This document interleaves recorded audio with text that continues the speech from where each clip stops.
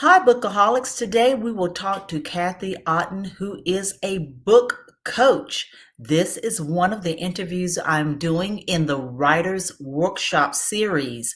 Sit back and enjoy and see how she can help you on your writer's journey after this.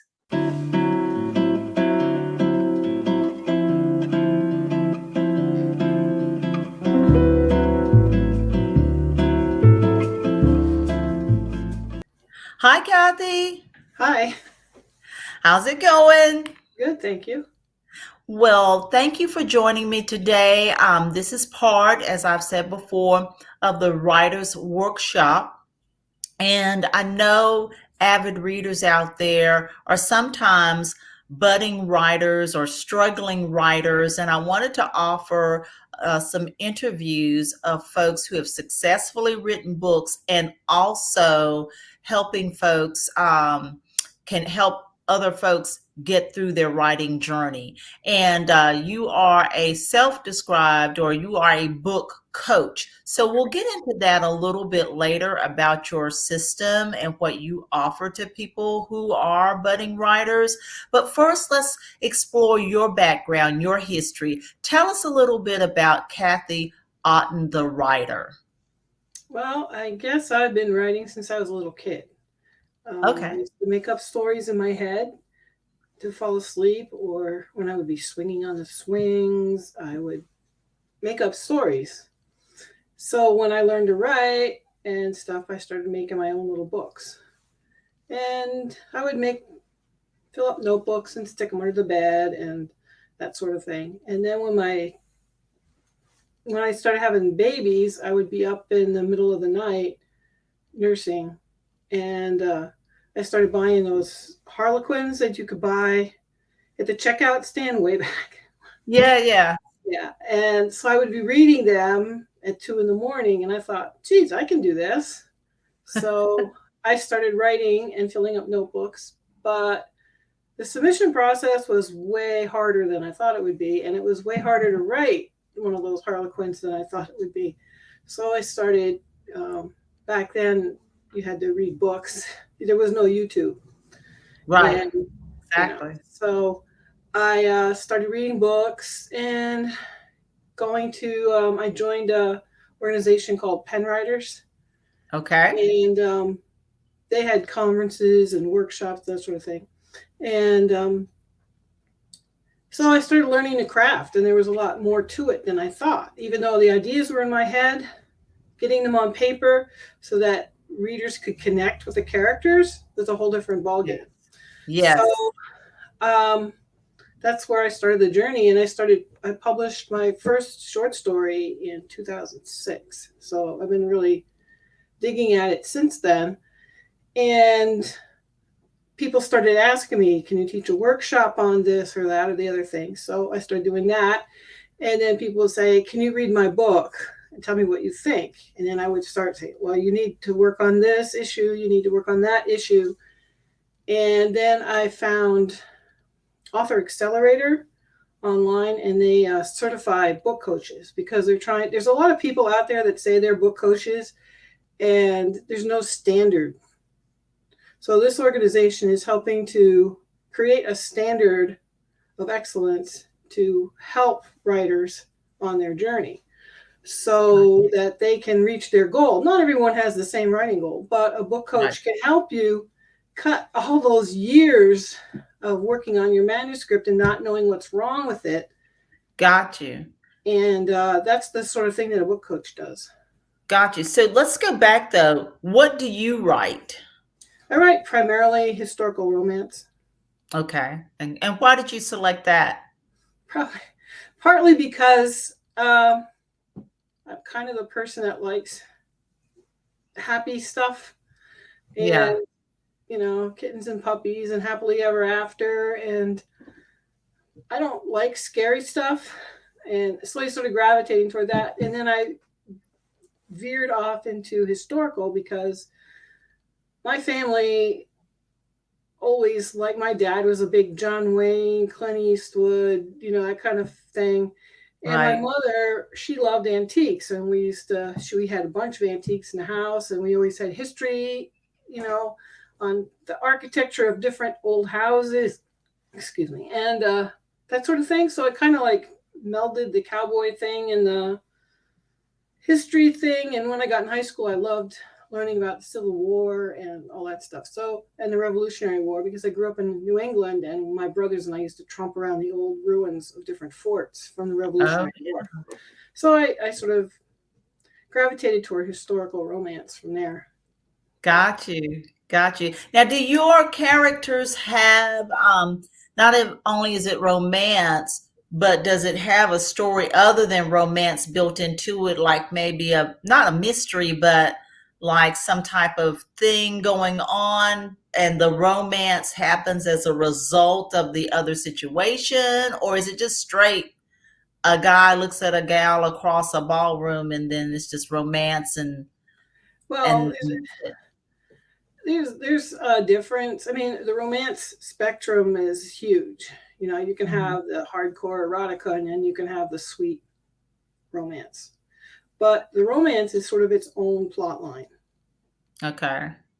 The way the two characters connect, and they still have their own issues. Each character should have their own plot line.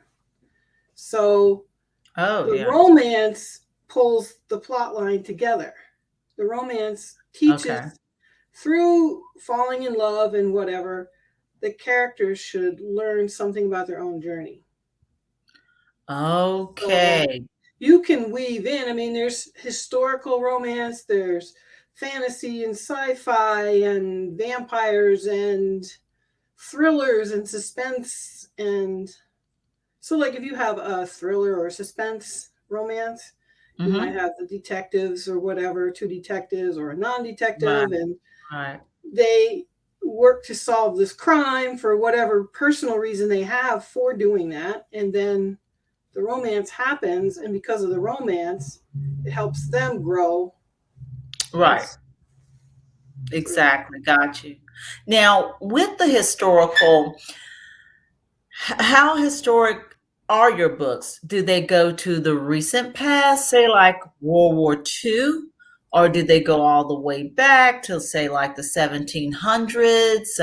Where do you write? Do you have a stopping point in your historical fiction? Do you focus on certain centuries, decades? Well, I started with the free range cowboy era because of the whole cowboy and my dad sort of thing. Yeah. And I grew up with that. And I used to read a lot of Louis L'Amour books when I was in high Well, school. what years were that with the free range cowboy? What years were that? Usually is before barbed wire came in and people started blocking off, and the government had free range Uh, where anybody could use the grazing lands. So people would free graze their cattle.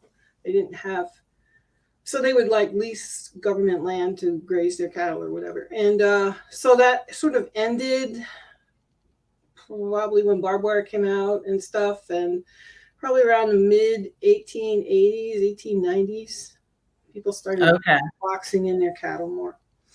got you, got you. So Now, probably went from the Civil War to that. It's a really short, like 20, 25 year period. right, right. Got you, got you, got you. And where do the women come in that historical? People are grazing land, so when you think about that time frame, you don't really think about women. They had to be out west, but you don't really think of them taking some type of active role out west. So, how would your cowboys, come upon a woman in that historical genre during that time period? Well, my first novel was the woman lived back east, and she had been Oh, a mail order bride sort of thing. oh, So yeah. she came west and Okay, yeah. married this person. In my second one, he was a deputy U.S. Marshal in Indian Okay. Territory, and she was raised by a bunch of outlaws. So he was going after her father and his gang, and she got caught up in the whole thing. Okay. And then, see, another one I wrote was he was a bounty hunter rancher kind of guy, and she was a runaway wife from an abusive husband, and so she ended up out west, and he was hired to bring her back to her husband. Oh, very interesting. Very interesting. And how many books have you written, Kathy? I've written 4 full novels. I'm working on my 5th one, Okay. and I've got a bunch of short stories out there. My Okay. last short story took place in World War I. Oh, okay. Okay. You I kind switched up. of sometimes the characters come into my head, and I see them wearing clothing from whatever period they lived in. So that's sort of it. I also have a Civil War novel, and he's a surgeon, so it goes back before the free range cowboy to the Civil War. Got you. Well, speaking of, and there's two things that I want to address here in the next few minutes. You just mentioned that sometimes you can see the people in certain clothing and this.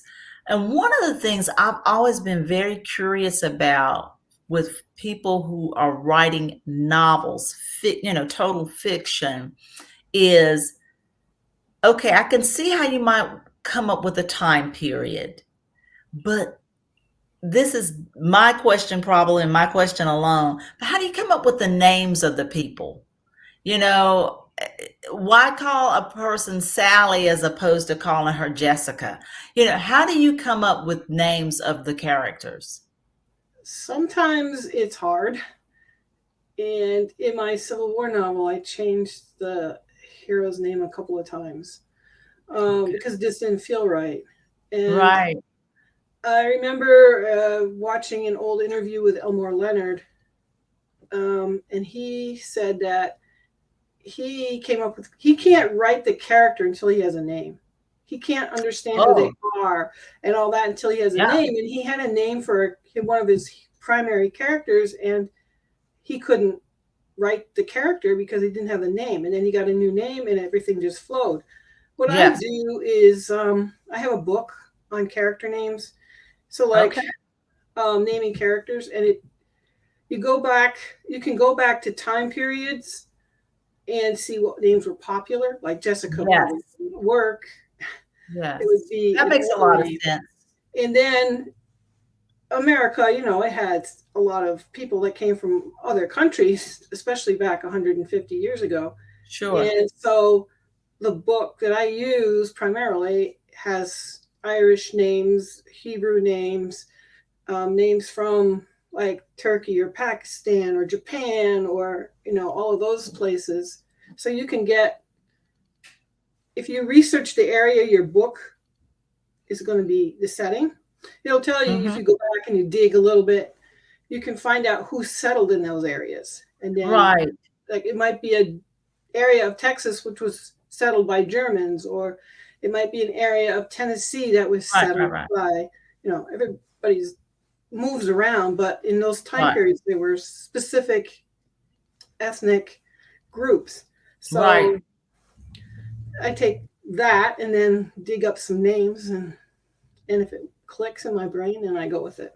Right. Yeah, that makes a lot of sense. And it certainly would be helpful to have a book that you're speaking of with those names that were more historic to certain time periods. Definitely that would help. And that helps me a lot because that has been a burning question for me for many years about how people come up with names of these characters, because a lot of times that has to click with the reader as well. I wouldn't, it would be disingenuous and non-authentic if you were reading a historical, and historical fiction is my jam, not necessarily romance, but historical fiction I Yeah. love. And if I was reading a book from to 1865, and the character's name in the book was Keisha, that wouldn't work out. That wouldn't work out at all. Then I would put the book down, Yeah. because this is not going to be well written. So yeah, the names of the characters have a lot to do with the genuineness of the story, really, for me. So now you also mentioned that when you were first writing that it was the submission process was a lot harder than you thought, and the plot, a lot of things were a lot harder than you thought. And so now that you're on the other side and you are a book coach, let's talk about a few things about framing the stories. You mentioned writing realistic dialogue is one of the things that to be focused on for budding writers. What advice would you have for those who need to write realistic dialogue? Which part of that, a little bit, is that name of the individuals in the, in Well, the story? it depends who your character is. So Okay. if your character, in a historical setting, not everyone could read. So they're Right. not going to have access to newspapers and things like that. So they're not going to choose the grammar, the sentence structure, word choices, different things have a relation to who they are. Um, Right. and if you have one character that's not well read and she uses a big word, it's like, wait a second, that doesn't feel right. Or Correct. if they're if you have a historical book and you throw in a word or a phrase that's modern, Right. that throws it off. And Right. then each character has to have their own voice come through. So not you should be able to pick up a line of dialogue or a few lines of dialogue back and forth and know who each character is before you even know the little speech tag on it said Jane. Right. You should know who Jane is without having Jane attached to the dialogue. So Right. you have to Correct. really know your character. You have to know where they came from, where they live, that sort of thing. And then Yeah. it comes through. And sometimes the author comes through. So you have to kind of watch for that too. Yes, yes, I can see that happening. I can see that happening as well. Now, as you say that, and if you, this is just again my opinion, if you're a real writer and you have, however your story comes to you, because I'm assuming stories come to different people in different types of ways, once you complete a book, and I would think you carry your characters with you and the story with you, as almost a subset of family or a subset of friends. I mean, they're almost with you. And then once the book is finished, when do you kind of breathe a sigh of relief or breathe out? And do they go away? Do they disappear? Do you know what I'm kind of saying? Yeah, I think some of it has to do with, well, like if it's your first book, you're going to put so much of your heart into it and really make it the best you can do. And you think about these characters 24/7. You're always Yeah. coming up with things to think about. But once you finish the first book, once you finish that book, and then you send it out and you get the edits back and then you redo it and you reread it and you redo it and you send it back and then they send it back and you fix that and pretty soon you're sick of the thing. Yeah. Yeah, I'm And sure. then your brain starts to be, I want to be creative again because it's a different mindset to edit and go through Yes. those clinical kind of things and then create. And sometimes your Right. brain needs to create. So you'll start thinking of new characters, new plot lines, and new Right. pieces and things to explore. And then you're off and you forget about the other ones. You don't Yeah. forget about them, but it's like sometimes I look back and go, what was the main character's name in that book? I forgot. Right, right, right, right. Well, it's kind of like there's a commercial on right now where they show some business owners, and one person is like a furniture designer, and she's all day, every day, she can design furniture, but taking care of her business, such as hiring people or doing accounting, that type of thing, that's not her bailiwick, and she's just perplexed by that. And it's kind of like, if you swing that analogy over to writing, the writer has that creative process and they know what they want to do and all of this. But then when Yeah. it gets to the editing process, which is a totally different thing, I'm sure they're glad to hand that off to another, professional or someone else, to where, you know, at that time, I think you're getting sick of your book. Yeah, By you get sick of it. the even though you may love your characters and love the story, after a while, I'm sure it's time to pass it on. So, Yeah, it's you pass it on, and then it's out there, and you can't fix it anymore. Where exactly. unless you're an indie, then you can fix it. But Right, right, right. um, I use a Well, let small. me ask you a quick question. This is just a sidebar, but do you also ghostwrite for people? I thought about it once. I have a friend who does ghostwriting. It's Okay. really hard. I don't think I could do it because they might want things done this way, and I'm like, I don't know if that's going to work. And I don't think that. Maybe I'm too in my own head that I'm not seeing other people's. I don't think I could do it. Uh, Yeah. I think it's a different skill, different mindset. Yes. Yes. Does your friend write, ghostwrite, fiction or nonfiction? Nonfiction, memoir, and stuff Yeah. like that.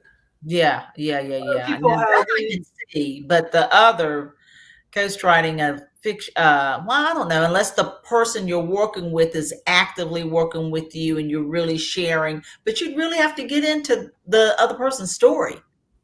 And if you can't Yeah, do that, it's hard, and she had a hard time. My friend had a hard time because she does memoir for people, and they see it a certain way, and he's like, no, this isn't going to work.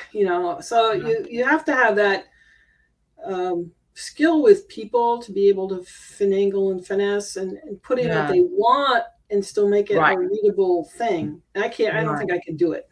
Yeah. Yeah, it could be sometimes, in the worst case scenario, a big waste of time. If if you don't agree and you can't really get the person's creative idea, it could end up being a big waste of time. So it could be possibly a very frustrating process.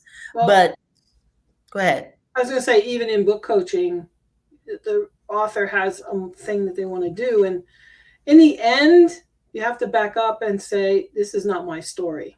It's your story. Right. And if this is really what you want, this is how I think, and this is what could happen if you go this way. But in the end, it's your story, and you have to do what you think is best. And for your Exactly. story, it's not my story. So Exactly. Exactly. Well, give us some tips for easy plotting. the easiest thing I have is it's called a story spine. It's from A story Pixar. fine, you Story said? spine. Okay. Spine, like your spine, Yes. spine. Yeah. Um, what it is, it was developed in Pixar Studios, um, Okay. and it's pretty much you just go through it and you say once upon a time and fill in the rest. Oh, Every day, blank. What happened? right. So then you say something like, one day, and there's your inciting incident. This Okay. thing happened. Because of that, this happened. Because of that, this happened. Because of that, this happened until one day, and then until finally. I mean, I'm working on a book, so my story spine is sitting right here. That's your basic. That's the easiest way to get an idea of what the plot is, and the Yes. most important thing it does is it focuses on the character arc. Because of this is what happened. Because books need to have a cause and effect trajectory. Mhm. Otherwise, it's like stepping stones across the creek. This happened, then this happened, then this happened, then this happened, and across the creek, and at the end of the book, well, what was the point? Right. How did your Right. character grow from these experiences? Right. You Right. lose Right. that when you do and then and then and then and then. You can Exactly. do the and then this happened and then this happened and then this happened, but if you use the story spine together with that, you'll end up with a character arc, and all those things that happen have a meaning, have a purpose for being there. Got you. Got you. Definitely. Okay. All right. Now, so let's say someone signs up with you as a book coach, what do you offer? Well, there's a couple of things I can help you. If you have a completed manuscript, I can do an evaluation and go through the whole thing and see where you're going off the rails and offer suggestions to get back on track. Or we can start with an outline and go through, this is what you want to do. Where do you see your book on the shelf? How can I help you achieve that dream? And go through these outlines together and help them with pages. Or we can just go straight through and you send me 20 pages and I'll send you 20 review on these 20 pages. We'll have a conversation every couple of weeks and go through what you have and talk about problems and where we can fix it and how we can enhance certain things that maybe aren't being enhanced. It's kind of an individual. Wow. Okay. Okay. And your specific services that you offer as a book coach are titled what? I think I saw 3. Yeah, I start out with 3 because I'm relatively new to the coaching process. So I thought, oh, I'll just go through those 3 packages. We'll go through outlining because some people was like, I have this great idea, but I don't know how to execute it. So we can start from square one and go right through the outline and give you a rough draft. And then you can pick it up from there. Or we can start with chapter 1 when you already have it and we'll start going through it. Or you have a completed manuscript, like I said, and I'll read it and help you figure out where it's derailing. Wow. Okay. Okay. Well, I'm sure a lot of people out there would love to be able to see your information. And so we're going to have your information down below, your social media handles and your website. But go ahead and tell us your social media handles and the name of your website. And we'll also have your books down below as well. Well, my website is www.kathyotten, which is OTTEN, and it's Kathy with a K.com. And there's a contact page there if you want to email me. On Facebook, it's Facebook, Kathy Otten Author. Okay. And on Twitter, it's Twitter, Twitter, Kathy Otten, /Kathy Otten. Okay. So, Kathy. Are you also on Instagram? No, I haven't gotten into that. And I'm not really on Twitter that much.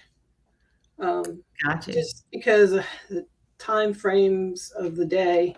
I know. Wow, for the social media suck. I try. I'll go through phases where I'm on it all the time and then I'm like not on it. So I'm on Facebook more. Got you. Okay. All right. Okay. So, and we'll have, like I said, we'll have all your information down below and your information will also be in the show notes under the podcast. But I definitely think that if you are a budding writer, you should reach out to Kathy and see how she may be able to help you. You may be getting stuck in some places and, or you may not have certain ideas of how you can get through a situation, and I believe she can help you. So Kathy, thanks a lot for joining me today, and I hope a lot of folks reach out to you and get some much needed writing help. Thank you, Deirdre, for having me. It was a pleasure. Same here. Wow, so that was very good information for you budding writers or struggling writers out there. Again, just check below and here in the video, and also check the show notes and we'll have all of the information that Kathy offers. Okay, thanks for watching today and listening today. And we'll be back with more authors in the Writers Workshop soon. Thank you for joining the Bookaholic podcast. We appreciate your support. Remember to subscribe to the podcast, follow us on Instagram at True Bookaholic. You can also email us at readingjunkie@book-a-holic.com. Don't forget to support your local library and independent bookstores.